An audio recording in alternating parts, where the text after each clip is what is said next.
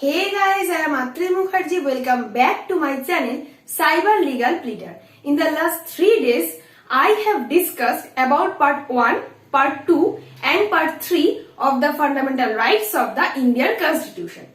Part 1 includes Article 12, 13 and Article 14. Article 12 includes state. Article 13 includes laws inconsistent with fundamental rights. And Article 14 includes right to equality before law and equal protection of the laws. Part 2 of the fundamental rights includes Article 15, 16, 17 and Article 18. Article 15 includes no discrimination on the grounds of religion, race, caste, sex, place of birth or any of them.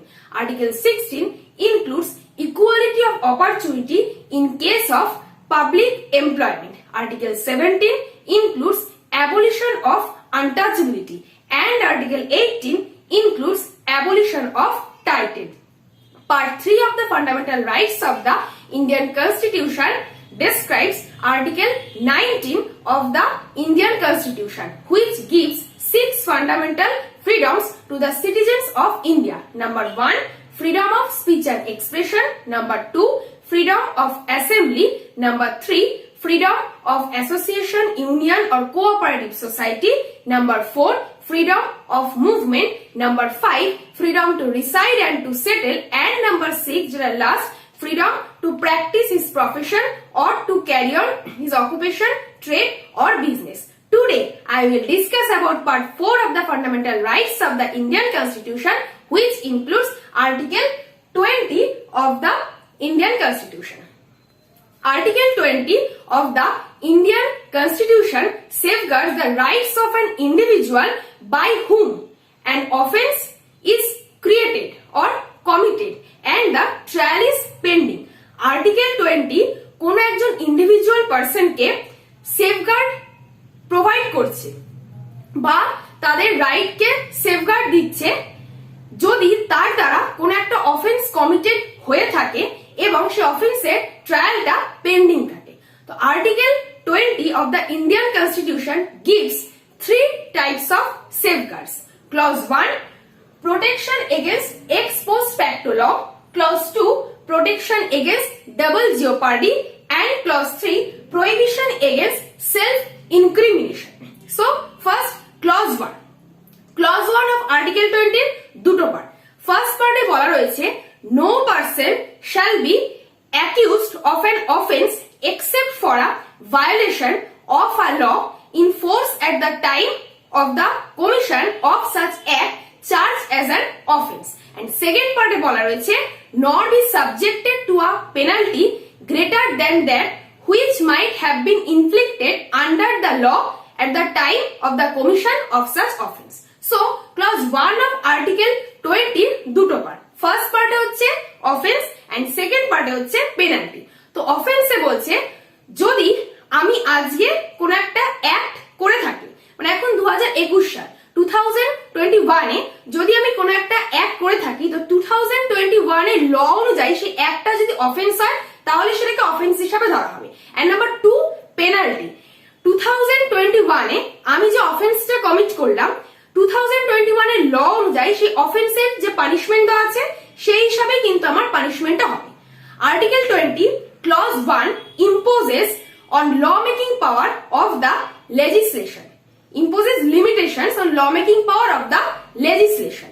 Generally, legislature makes 2 types of law. First হচ্ছে prospective law and second retrospective law. So what is prospective law?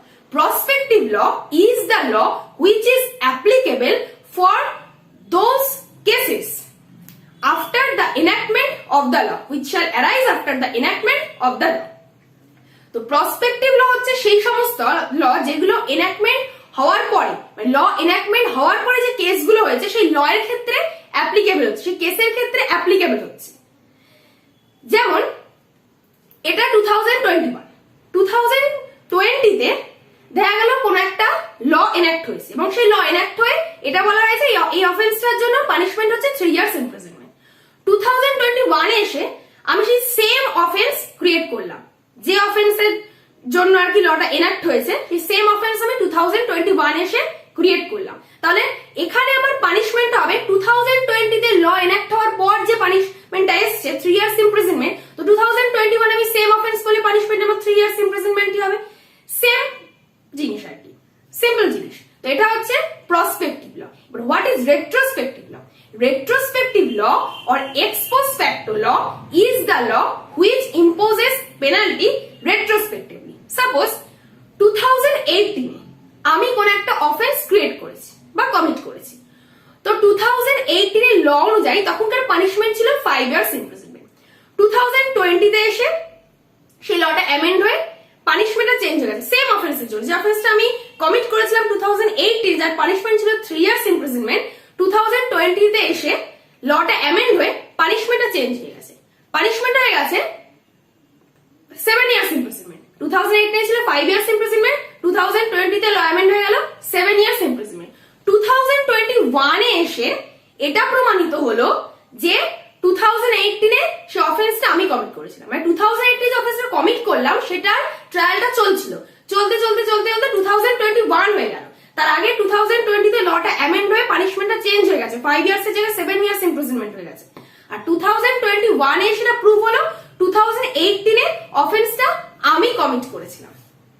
But তাহলে আমার পানিশমেন্টটা কি হবে? আমার পানিশমেন্টটা কিন্তু 2018 এর ল অনুযায়ী হবে, মানে আমি যে টাইমে অফেন্সটা কমিট করলাম সেই টাইমে যে লটা ছিল তখনকার ল অনুযায়ী যে পানিশমেন্টটা ছিল সেই পানিশমেন্টটাই আমার হবে।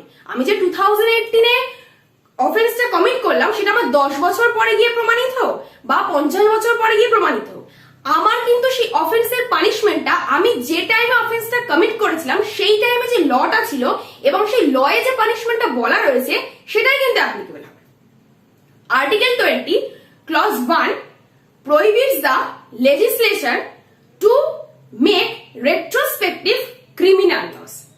That is clause 1 of article 20, protection against ex post facto laws. Here the case law is Kedarnath versus State of West Bengal, and here it is stated that যে অ্যাপিলেন্ট ছিল 1947 এ সে একটা কোনো অফেন্স কমিট করেছে এবং সেই অফেন্সের ট্রায়ালটা চলতে চলতে চলতে চলতে 1949 হয়ে গেল। তখন অলরেডি লটা অ্যামেন্ড হয়ে তার পানিশমেন্ট একটু চেঞ্জ হয়েছে, মানে 1947 এ যখন অফেন্সটা কমিট করেছিল তখন পানিশমেন্ট ছিল imprisonment R fine.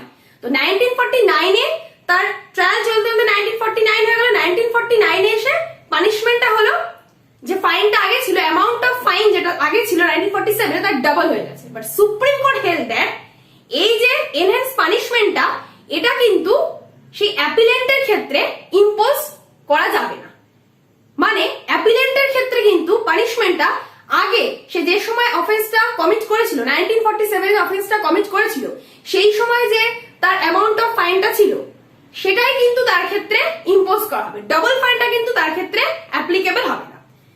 This is article 20 clause 1। Next article 20 clause 2, protection against double jeopardy. Article 20 clause 2 says that no person shall be prosecuted and punished for the same offense more than once. Article 20 clause 2 তে বলা রয়েছে একজন person একই অফেন্সের জন্য কিন্তু তার দুবার সে অফেন্সের prosecution চলবে না বা দুবার সে কিন্তু পানিশমেন্ট পাবে না। হ্যাঁ, অফেন্সের নেচার যদি চেঞ্জ হয়ে যায় তাহলে আবার প্রসিকিউশন চলবে, আবার পানিশমেন্ট পাবে। বাট যদি একই অফেন্স হয় দুবার প্রসিকিউশন দুবার পানিশমেন্ট কিন্তু হবে না। তো এই protection against double jeopardy is related to a common law rule that is nemo debet bis vexari, which means no person should be put twice in peril for the same offense. একজন পারসনকে একটা অফেন্সের জন্য দুবার কিন্তু তার punishment হবে না বা দুবার কিন্তু তার প্রসিকিউশন চলবে না। তো আমেরিকান কনস্টিটিউশনেও কিন্তু সেম রুল অ্যাপ্লিকেবল হয়েছে 5th অ্যামেন্ডমেন্ট অ্যাক্টের দ্বারা। So here there are some conditions under which any person can claim protection under Article 20 clause 2. These are number 1, the person must be accused of an offense. Person কে সে অফেন্সের জন্য অবশ্যই accused person হতে হবে। Number 2, the proceeding of the prosecution must have taken place before a court or judicial tribunal. এই প্রসিকিউশনের যে প্রসিডিংটা চলছে সেটা কোনো কোর্টে চলবে বা কোনো জুডিশিয়াল ট্রিবিউনালে চলবে। Number 3, the person must be prosecuted and punished in the previous proceeding.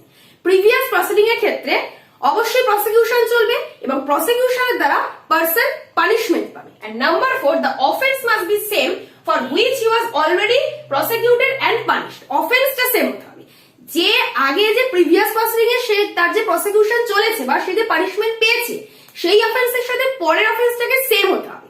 কারণ যদি দুটো অফেন্স সেম না হয় সে কিন্তু আর্টিকেল 20 ক্লাস 2 এর আন্ডারে প্রোটেকশন ক্লেম করতে পারবে না। কারণ অফেন্সের নেচার চেঞ্জ হয়ে গেলে অবভিয়াসলি তার প্রসিকিউশন আবার চলবে, তার পানিশমেন্ট আবার হবে।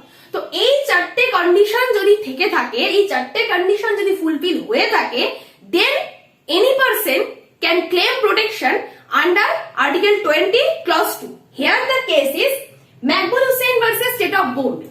Here the appellant brought some golds from a foreign country without any permission in India. And India তে এসে সি কাস্টমস অ্যাক্টের আন্ডারে তাকে চার্জ করা হয়েছে এবং তার সমস্ত গোল্ড সিজ করে নেওয়া হয়েছে। বাট যেহেতু সে ফরেন কান্ট্রি থেকে গোল্ড নিয়ে এসেছিল কোনো পারমিশন ছাড়া, তো ফরেন এক্সচেঞ্জ রেগুলেশন অ্যাক্টের আন্ডারে সেটা আবার চার্জ করা হয়েছে। And then the appellant stated that তাকে অলরেডি সি কাস্টমস অ্যাক্টের আন্ডারে একবার চার্জ করা হয়েছে এন্ড তার পানিশমেন্ট হয়েছে। পানিশমেন্টটা হয়েছে কি সি কাস্টমস অ্যাক্ট তার সমস্ত গোল্ড সিজ করে নিয়েছে। দেন তাহলে সে আবার কেন ফরেন এক্সচেঞ্জ রেগুলেশন অ্যাক্টের দ্বারা আবার তাকে কেন একই অফেন্সের জন্য চার্জ করা হবে? তখন সে আর্টিকেল 20 ক্লজ 2 এর আন্ডারে প্রোটেকশন ক্লেম করেছে। But the supreme court stated that article 20 clause 2 এর আন্ডারে যদি কেউ প্রোটেকশন ক্লেম করতে চায় তো সে যে অফেন্সটা করেছে সেই অফেন্সের প্রসিকিউশন এবং পানিশমেন্ট কোন জুডিশিয়াল অথরিটির দ্বারা হতে হবে। But the sea customs act is not a court nor a judicial authority. The prosecution by any departmental authority or any administrative authority is not the nature of judicial authority. That is clause 2 of article 20, protection against double jeopardy. Now last, clause 3 of article 20, prohibition against self incrimination. Self incrimination কথার অর্থ হচ্ছে মানে meaning হচ্ছে স্ব উদ্বেগ। article 20 clause 3 says that no person accused of an offense shall be compelled to be a witness against himself. That means no man should be bound to be a witness against himself. No man should be bound to give any self-harming statement against himself. কোন police কোন accused পারসনকে কিন্তু force করতে পারে না, তার উপর torture করতে পারে না যাতে সে তার নিজের এগেইনস্টে এমন কোন স্টেটমেন্ট দেয় যেটা সেলফ হার্মিং স্টেটমেন্ট হচ্ছে। And here the case laws are number 1, MP Sharma versus Satish Chandra. Here it is stated that যে অ্যাপিলেন্টের নামটা অলরেডি যদি মেনশন করা থাকে এফআইআর বা ফার্স্ট ইনফরমেশন রিপোর্টে, সে কিন্তু আর্টিকেল 20 ক্লাস 3 এর আন্ডারে প্রোটেকশন ক্লেম করতেই পারে। এন্ড আর্টিকেল 20 ক্লাস 3 এর আন্ডারে এই যে প্রিভিলেজটা এটা দেওয়া হচ্ছে দুটো ক্ষেত্রে, বোথ দুটো ক্ষেত্রে কিন্তু দেওয়া হচ্ছে। এবং এখানে বলা রয়েছে যে এই যে প্রোটেকশনটা যে দেওয়া হচ্ছে আর্টিকেল 20 ক্লজ 3 এর আন্ডার মানে লিগাল আর ইলিগাল স্টেজ দুটো স্টেজ কিন্তু দেওয়া হচ্ছে। তো এখানে বলা রয়েছে আর্টিকেল 20 ক্লজ 3 এর আন্ডারে এই যে প্রোটেকশনটা কেউ ক্লেম করছে এটা কিন্তু অ্যাপ্লিকেবল হবে যদি সেই পারসন অ্যাকিউজ পারসন হিসাবে চার্জ করা হয়ে থাকে তাকে, বা সে রিগার্ডেড হয়ে থাকে অ্যাজ অ্যান অ্যাকিউজ পারসন, বা তার নাম যদি অ্যাকিউজ পারসন হিসাবে এফআইআর বা ফার্স্ট ইনফরমেশন রিপোর্টে মেনশন না করা হয়ে থাকে। And second, Nandini Satpati versus PL Dan, it is the most important case of Article 20 Clause 3. And it is stated that the appellant was a former Chief Minister of Odisha. এবং তাকে charge করা হয়েছিল করাপশনের case. And then she was called by the police. When she came into the police station, she was served a long set of questions which she was denied to answer. But সে কিন্তু তখন article 20 clause 3 এর আন্ডারে protection claim করেছিল। এখানে court এটাই বলেছে, supreme court এটাই বলেছে আর্টিকেল 20 ক্লাস 3 এর আন্ডারে কেউ প্রোটেকশন ক্লেম করতেই পারে against the unnecessary police harassment or against the self ইনক্রিমিনেশন।